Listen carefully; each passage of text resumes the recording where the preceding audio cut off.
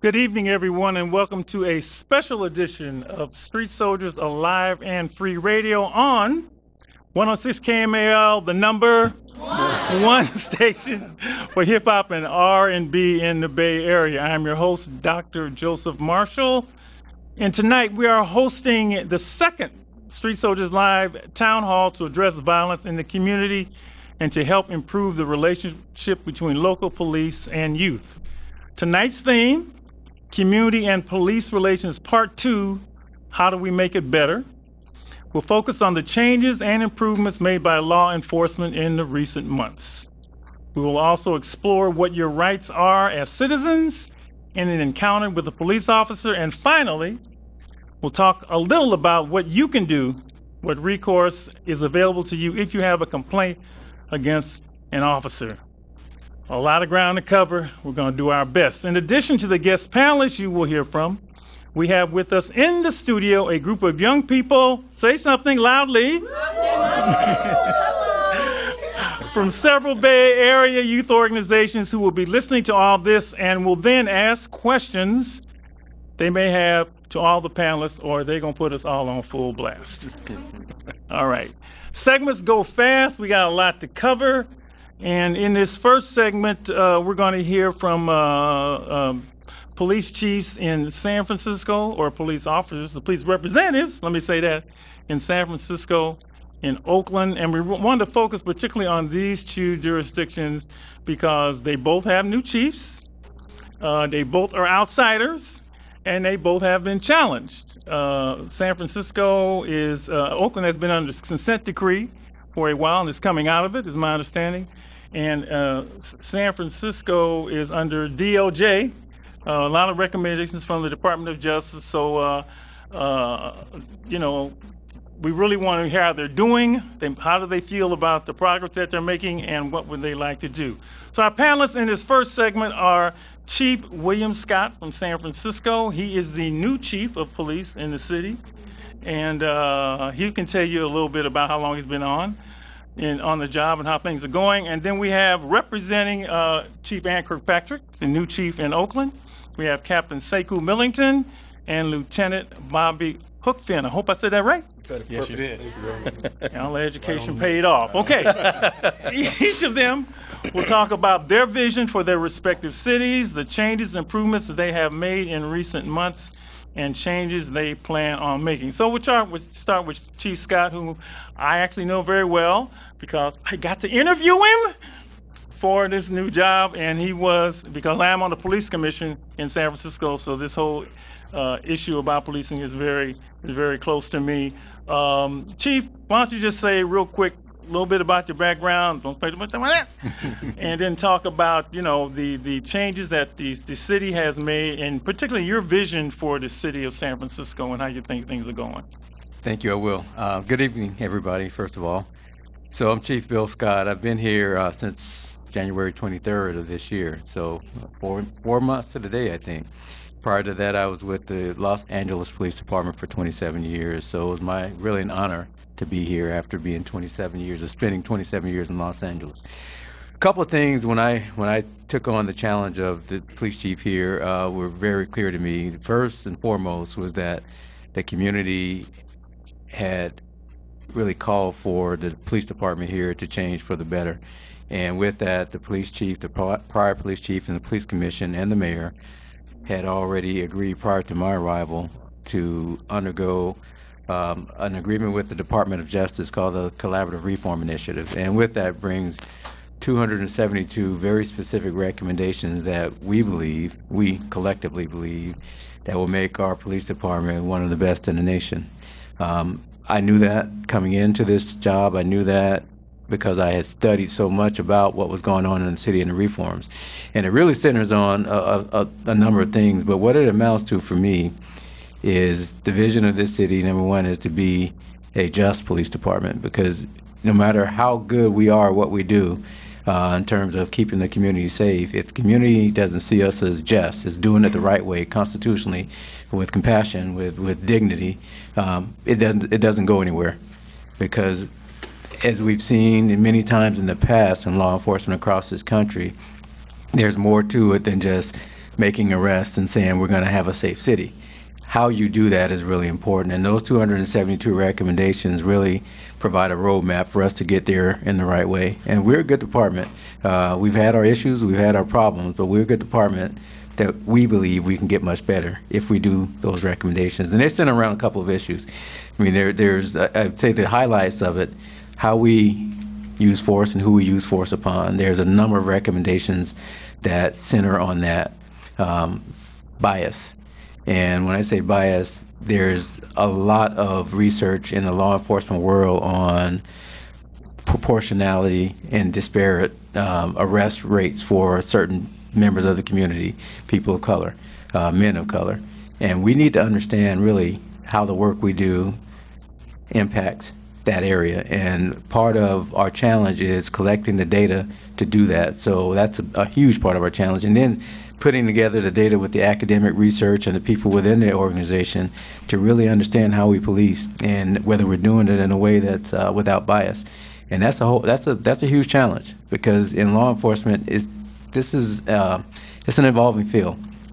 Another thing is accountability.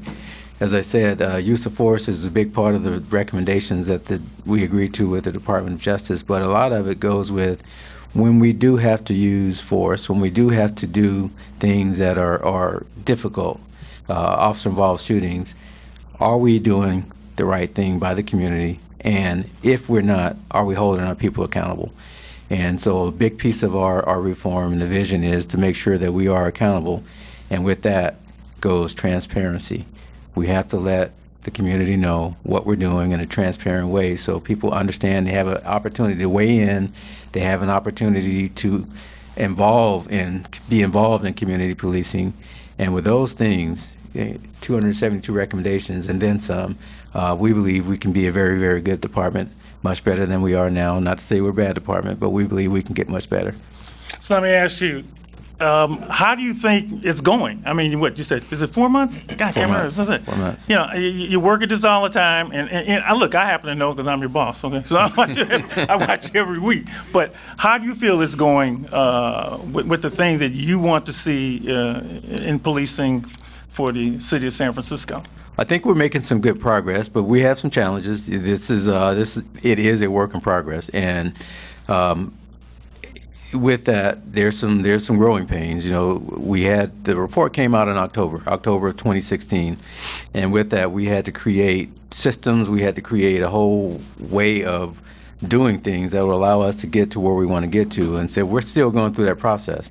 So it has not been without its challenges, but we are making progress. So we have a number of things underway that are substantial progress into some of the recommendations. However, we got a long way to go. We have an awful long way to go.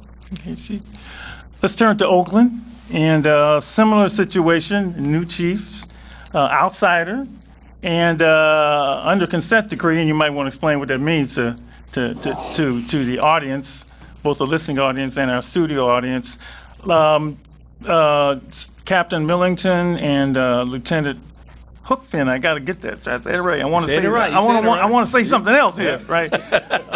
You've been both of you have been with OPD for a long time. I look, 17 years and 19 years. So you've seen the city go through a lot. It's under consent decree. So we're going to let both of you sort of answer that question, your vision for your respective cities, and any changes that you feel have been made for the better in the recent months and changes that are still in the works. So you can divvy up that answer. Okay. So, yeah, we do have a new police chief. I'm Lieutenant Bobby Hookfin, Oakland Police Department. And she's been there a couple of months. And some of her priorities and her goals for the city, number one is reduce violent crime by 10%.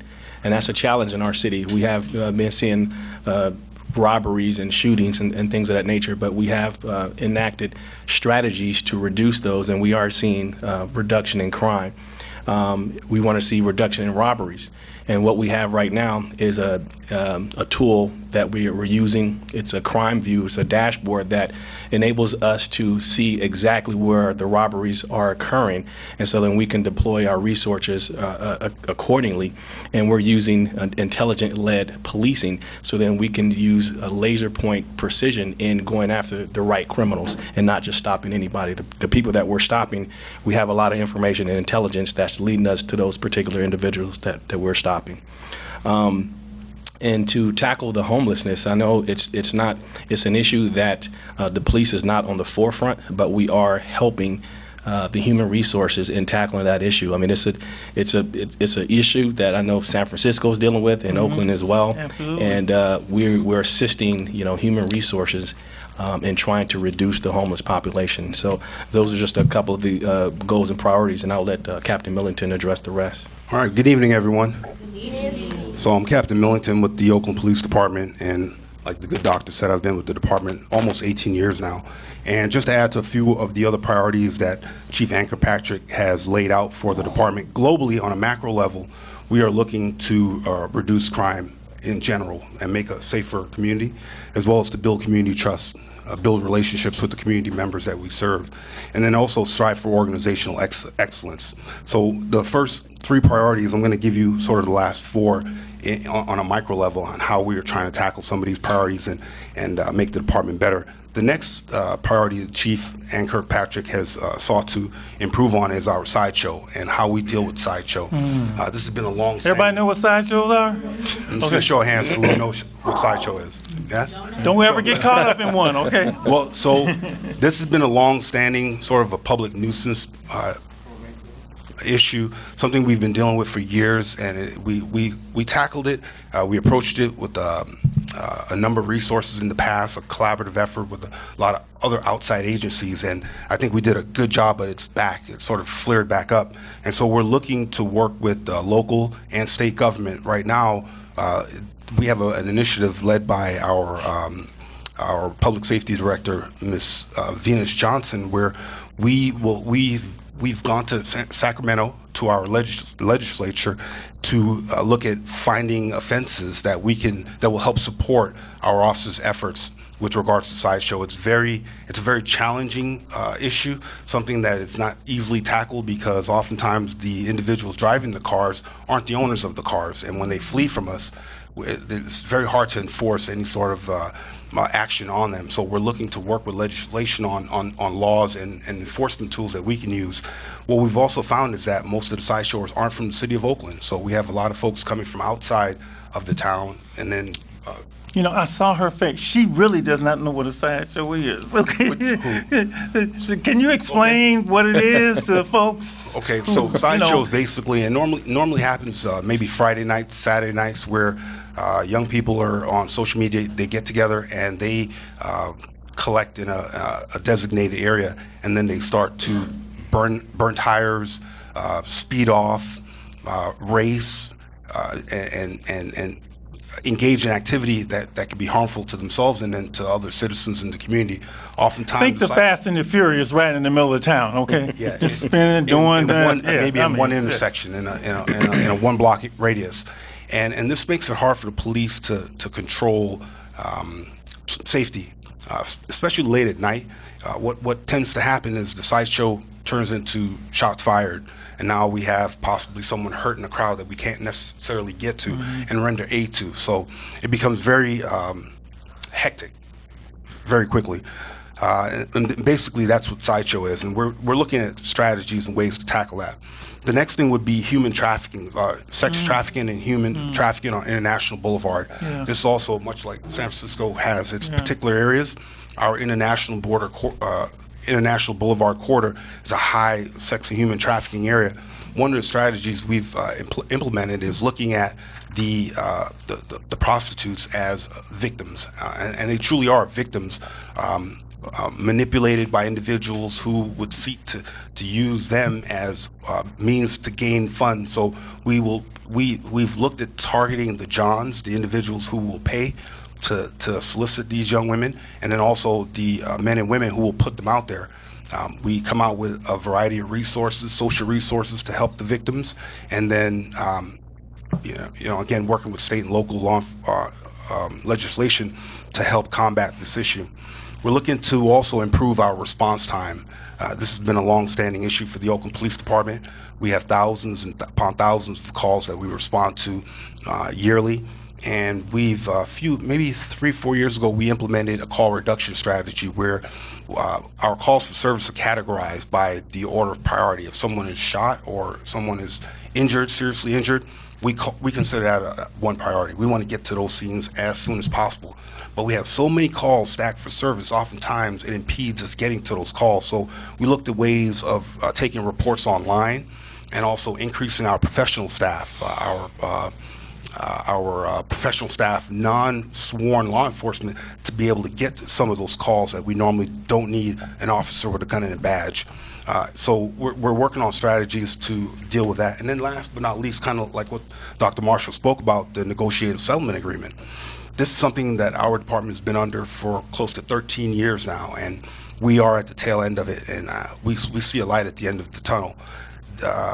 We have 2 tasks that we're currently out of compliance with, one being stop data, how we enforce stops, how we enact stops, and then also how we collect data and assess our actions during those stops, and then also our internal affairs process, 2 of which we are working diligently to resolve, and I do see that we're going to get to that point here very shortly. If I can just clarify some of the police things, stop data means basically both of the departments at some point have been said you're stopping too many black and brown folks disproportionately, and that's an issue that has been raised in both communities, and they're trying to figure out how not to do that. But let me ask you this, and both of you can answer this question. We got a few minutes here. As you're making this progress, and I know you're working hard. Trust me, I know I'm with you. I know you're working, and I know you're working hard. And I know how do you buy, or are you able to buy community trust as you know you're moving forward? How is that? Because traditionally there has been a gap between the trust and the police and the communities of color, which is always exacerbated when there's a terrible incident. We had a terrible incident in San Francisco, the Mario Wood shooting, and they have things over in Oakland. How are you moving forward, being able to say, trust us, we're going to make this happen? Yeah, well, I think $64,000, no, $1 million question. for SFPD, I mean, it really starts with the simple things, everyday interaction with the public, and we overall the community trust comes with engagement. The community has to be a part of what we do. It has to be a part of our reform initiatives. It has to be a part of our policy making. But beyond that, when you get stopped for running a stop sign, or when the officer comes to your house, the way that officer treats you is the #1 way to gain trust. Because if you feel like you've been mistreated or disrespected, there's no trust. And we know this. And this part of it is not rocket science. So it comes to holding our folks accountable to the standards of decency and human behavior. Part of that is allowing the public and giving them a venue when things aren't going the way they feel they should, to report that to the police department and feel like it's going to be investigated and that accountability is going to take place when it's proven that those things occurred. That's a huge part of it. And I know we have Mr. Fortes from the Department of Police Accountability here, but it's in San Francisco, those everyday contacts really are the basis to building trust, and we realize that, and that's something that we take to heart. Go, same question. So maybe I can jump in here, say Q Militant again. Some of the things that we've done to build that trust, we talk about, and Chief Scott kind of touched on it, accountability.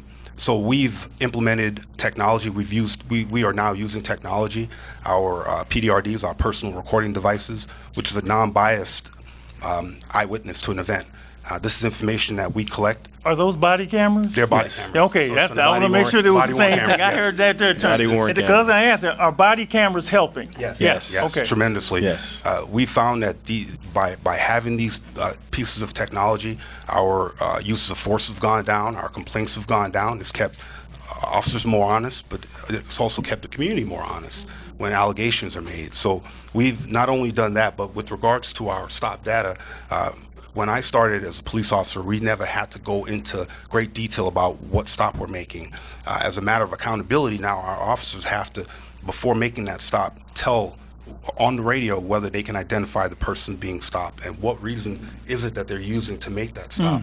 And then our sergeants are mandated to monthly, twice a month, do a random audit, check their body-worn cameras, and make sure that those kind of things are consistent. So we're doing, we've implemented these measures as a self-check for accountability. And then for the community, what we've done is we've made this information readily available on our website.